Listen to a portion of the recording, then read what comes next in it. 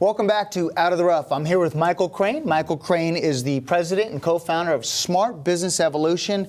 And Michael, I want to talk today about organizational change. See, many times as organizations trying to get out of the rough and into success, we have less employees right now. We're trying to squeeze more out of the resources we do have.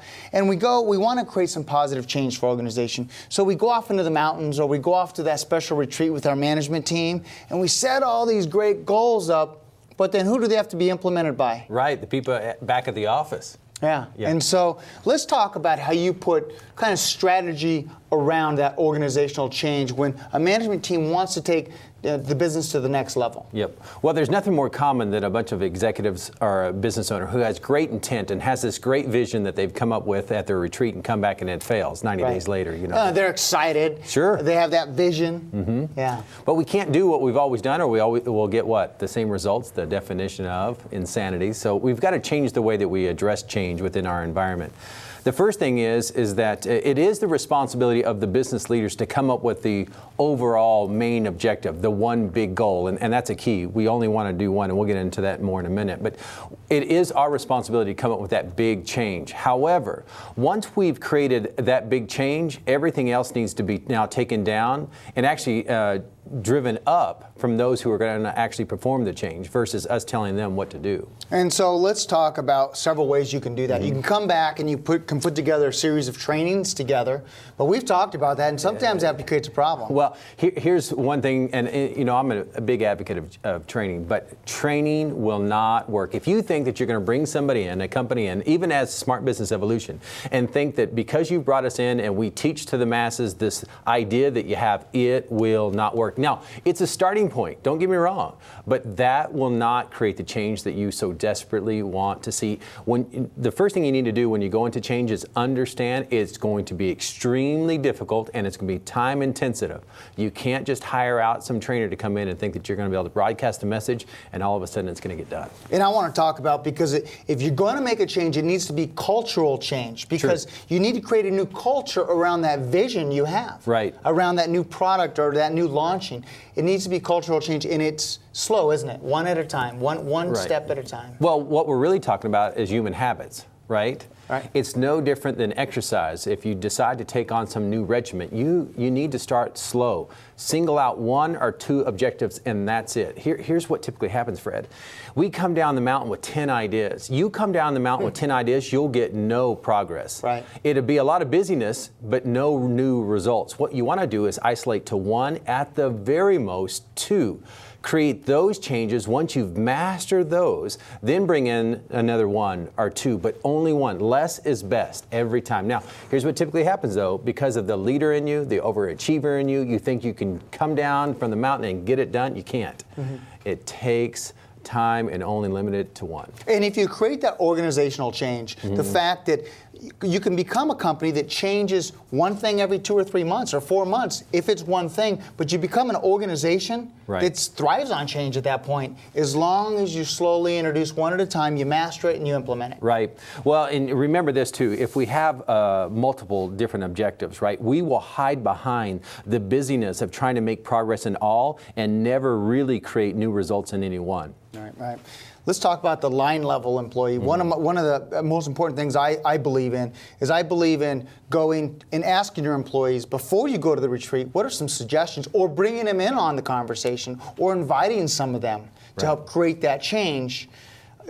Talk about soliciting input from them, because they're the ones that are the closest to the customer, and they're the ones that have to actually see what change would actually work. Exactly. So we as the leaders come down the mountain with the big idea. Here's the overarching goal that we want to achieve. But after that, everything is line level. Let them tell you what's going to take place.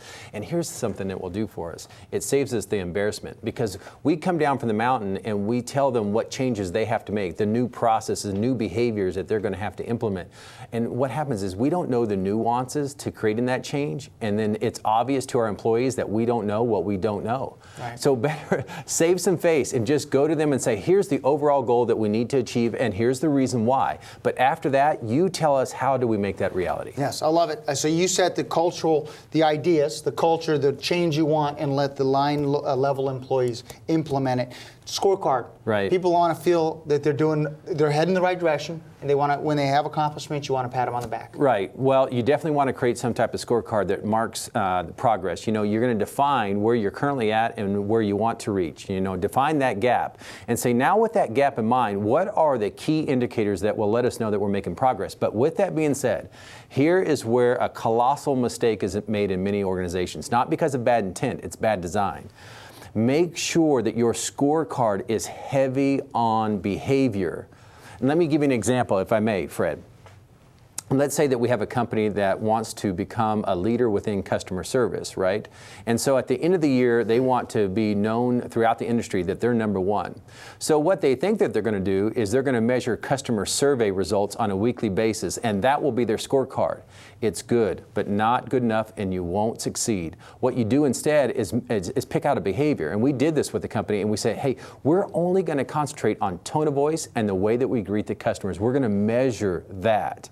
And within 2 weeks, 35 percentage points, the scores leaped because we concentrated on the behavior. But here's the reason why we as leaders don't want behavioral measurements. It takes time and energy because you have to sit there and watch and observe and score. Yes, and you have to, yeah, that is more of a tedious process. We just want it done. Right. Yeah, just give me the results. Uh-huh. Yeah, right. Yes. You talk about the last two things, daily huddles and trophies. Right. Well, daily huddles is simply this. You want to create a culture where you come together once a day or at least once a shift if you have two different types of shifts and come together for about 4 to 7 minutes. That's it. And all you're going to talk about is what has to be done today to make progress. That's all that you talk about. I tell you, I can't think of anything more important if you truly want to make progress. You have to have your daily huddles. Yes. And trophies, last point is this, is make sure that you claim up front how you're going to celebrate. Now that's going to differ from organization to organization, but let everybody know how the team is going to celebrate key achievements. And one thing I love to do is ask the employees or the team what would excite them. Right. Well, you know, is it having off at noon one time to go to the beach with their families? Is it a little bit of a bonus? What is that? What is that measurement? You'll be surprised at what you get. Absolutely. Because it's not always financially. Beyond the Billboards, Turning Promises into Reality with Michael Crain. Great book. Pick it up. And smartbusinessevolution.com is the website. Did I get that right? You did. Great.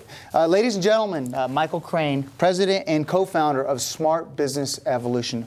Well, I hope you enjoyed this edition of Out of the Rough. We hope these ideas help get you out of the rough and into success, both financially and personally. If you'd like to view this online, go to scvtv.com or fredarnold.com. If you'd like to ask me a question, have me address it, or have a special guest come on that you'd like to hear from, email me, fred@fredarnold.com. Until our next conversation, make it a great day.